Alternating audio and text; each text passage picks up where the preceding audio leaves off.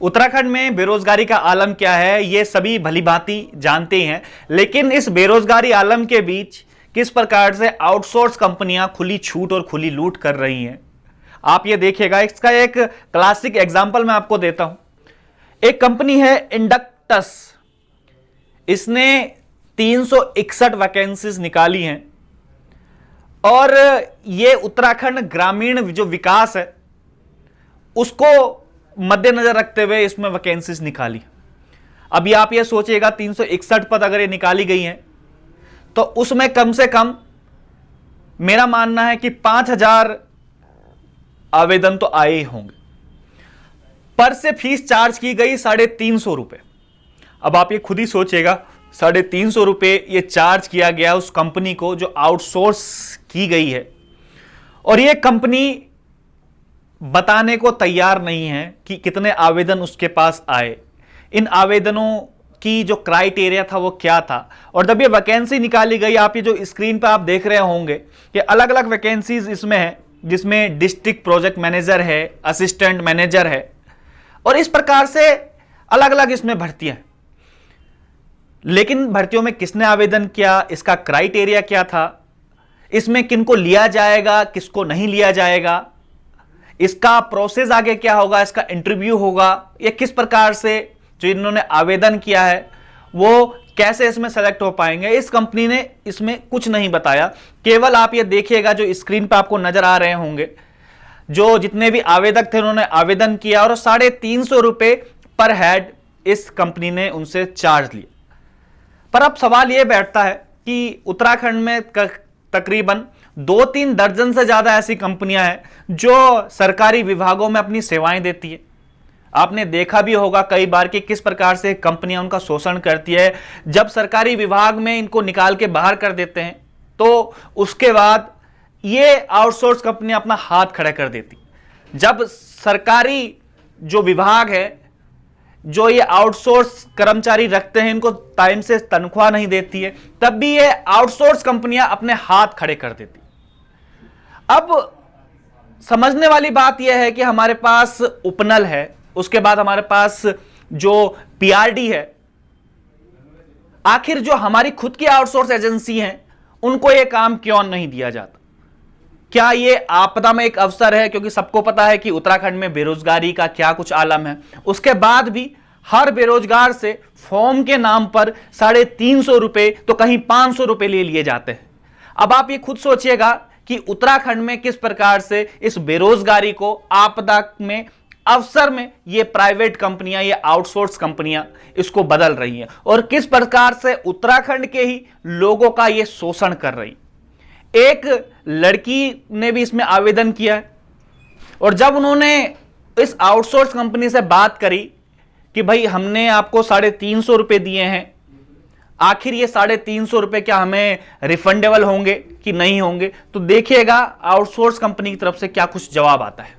Sir मैंने ये ना रीप प्रोजेक्ट में अपना वो भरा था, रिज्यूमे वगैरह, फॉर्म वगैरह भरा था ना। किस पोजीशन में आपने अप्लाई किया था? मैंने उसमें ब्लॉक वाली में भी किया था और डिस्ट्रिक्ट वाली में भी किया था। डिस्ट्रिक्ट में डिस्ट्रिक्ट प्रोजेक्ट मैनेजर? हाँ जी, असिस्टेंट वाला। डिस्ट्रिक्ट प्रोजेक्ट मैनेजर अलग है और असिस्टेंट मैनेजर लाइवलीहुड की बात कर रहे हैं। असिस्टेंट मैनेजर लाइवलीहुड वाला किया था मैंने, और एक जो कोऑर्डिनेटर वाला है। आपका नाम शॉर्टलिस्ट नहीं हुआ है एएम लाइवलीहुड में, और सेकंड क्या बताया आपने? कोऑर्डिनेटर वाले में, लाइवलीहुड कोऑर्डिनेटर। हाँ जी, ब्लॉक वाली। मन किस पर करेंगे, HE या HI? HIMANI। नहीं, आपका नाम इसमें शॉर्टलिस्ट नहीं हुआ है। मोबाइल नंबर बताइए एक बार। 956811। तो सर जैसे हमने ऑनलाइन भरा था उसमें फीस भी चार्ज हुई थी 350 रुपए, क्या फीस रिफंड होगी? हाँ, नहीं वो प्रोसेसिंग फी थी, वो नॉन रिफंडेबल फीस थी। अच्छा, नॉन रिफंडेबल थी। और उसके बाद ना ये वेबसाइट में शॉर्टलिस्ट किए हुए सारे वो मतलब आएंगे, वेबसाइट में भी दिखेगा?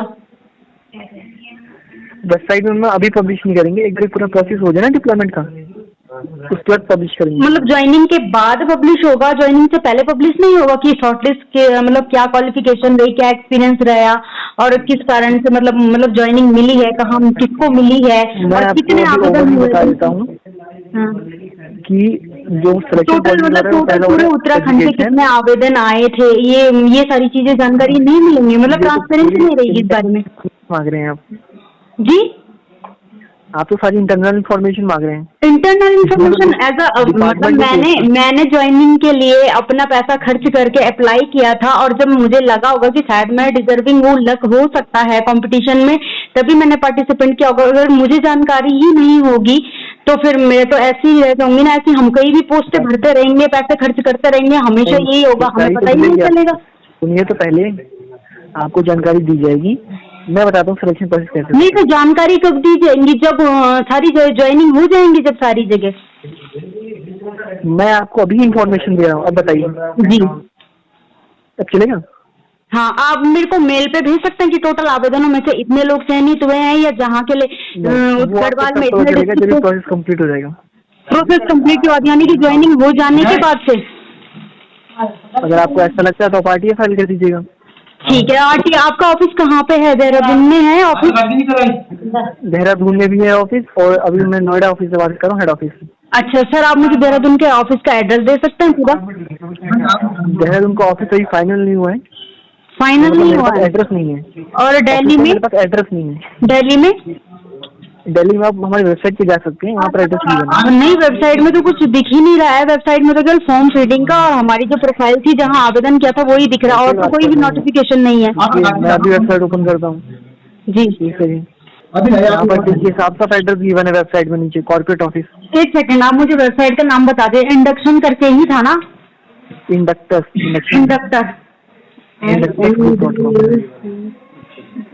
INDUCTUS.com। इसमें मुझे एड्रेस मिल जाएगा, सारी इन्फॉर्मेशन मिल जाएगी? उसी के नीचे आप देखिए सबसे लास्ट में कॉर्पोरेट ऑफिस करके गिवन है, C127 sector 2 Noida, Delhi NCR। अच्छा, आपको जब मन करे आ जाइए, कोई दिक्कत नहीं आएंगे नहीं। इन्फॉर्मेशन तो लेनी है ना भैया। हमने अप्लाई किया, हमने पैसे भी खर्च किए, हमें पता होना चाहिए ना कि हमने कहाँ पे आवेदन किया था, किस कारण से हमारा फॉर्म रिजेक्ट हुआ है, या कहाँ पे कमी रह गई है। चलो मैं ऐसा नहीं बोलूंगी, देखो कंपटीशन है, कोई भी जॉब लग सकता है। जो अच्छा डिजर्विंग कैंडिडेट होगा उसको मौका मिलना चाहिए, मैं उस चीज से एग्री करती हूँ कि मौका मिलना चाहिए। लेकिन हमने फॉर्म भरा है, अगर हमारा शॉर्ट लिस्ट भी नहीं हुआ है इतने साल एक्सपीरियंस होने के बावजूद, तो हमें भी पता होना चाहिए कि कहाँ पे कमी रह गई है ना, और उसी प्रोजेक्ट में जबकि हमने काम किया हो। तो मैं तो मना नहीं कर रहा हूँ आपको इन्फॉर्मेशन देने से, मैंने तो अभी आपको बता दिया। मैंने नहीं, आप सिलेक्शन प्रोसेस कैसे हुआ है इसमें करती हूँ मैं, इसमें फिर इन्फॉर्मेशन जो मुझे चाहिए होंगे मैं रिटर्न में ही ले लूंगी ना, ऐसा तो कोई दिक्कत नहीं है। अब वहाँ से भी ले सकते हैं। हाँ ठीक है। आपके 10th और 12th में कितने थे? क्या चीज? आपके 10th में मार्क्स कितने थे परसेंटेज? मुझे अभी कोई ध्यान नहीं है, मैंने वो सब मेंशन किया हुआ है उसमें। और 10th का मार्क्स तो मांगा ही नहीं था, उसमें तो सारी डिटेल मांगी थी ऑलराउंड पोस्ट ग्रेजुएशन तक। इसमें 10th का परसेंटेज मांगा क्या होगा? आपने फॉर्म फिल करते टाइम याद रखिए। 10th का परसेंटेज, हाँ सारी इन्फॉर्मेशन मांगी थी, पोस्ट ग्रेजुएशन तक मांगी थी। तो मैं आपसे वर्बली पूछ रहा हूँ, आपके 10th में कितने परसेंटेज थे? शायद 50 होगा। 50। और 12th में? 62। मैम यहाँ जिन लोगों ने अप्लाई किया उनका 70+ चल रहा है। हाँ तो वही तो इन्फॉर्मेशन चाहिए ना मुझे, कि मतलब किस बेसिस पे और कैसे शॉर्ट लिस्टेड किए गए हैं। मुझे 10th 12th या किसके कितने थे, मैं मानती हूँ बहुत क्वालिफाइड बहुत डिजर्विंग कैंडिडेट भी है, लेकिन 10th 12th के बेसिस पे तो उन्होंने ज्वाइनिंग नहीं मांगी थी, उन्होंने MSW मांगा हुआ था, पोस्ट ग्रेजुएशन मांगी हुई थी, प्लस उसमें एक्सपीरियंस मांगा हुआ था 3 और 5 साल का। 10th भी बहुत लोगों के पास है, 12th भी बहुत लोगों के पास है, MSW भी बहुत लोगों के पास है। मुझे पता है, तो मैं इन्फॉर्मेशन ये चाहती हूँ जिसका भी हुआ है कम से कम वेबसाइट में अपलोड होना चाहिए। हम लोगों को कैसे पता चलेगा कि कौन हम अपलोड करेंगे, बट ये प्रोसेस डिप्लॉयमेंट का जब कंप्लीट हो जाएगा तब करेंगे। तो मेरा अधिकार बनता है मैं इन्फॉर्मेशन लूँ, मुझे मौका मिला बात करने का, मेरे को जानने का कोई नंबर मिला, मैंने बात कर ली, क्या मैंने गलत किया? मुझे पूछना नहीं चाहिए था क्या ज्वाइनिंग से पहले?